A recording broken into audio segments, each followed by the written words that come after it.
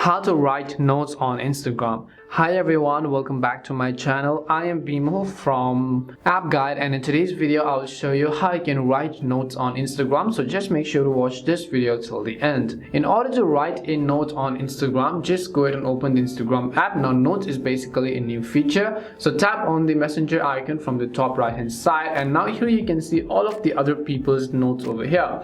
If you want to add your own notes, just tap on the plus icon at the top. Once you tap on the plus icon, just go ahead and first write in anything that you want to add. Once you write in, you can also just choose followers who follow you back, or you can choose the close friends section in order to make your notes private only to a few specific people, and tap on the share button from the top. Now you can see we have successfully written that note. If you want to delete that note, you can just tap on it once, choose the option called leave a new note, or you can delete the note as well. And that's all it takes to write or leave a note on Instagram. We hope the video was really helpful, and if it did help you, then make sure to leave a like and subscribe to our channel.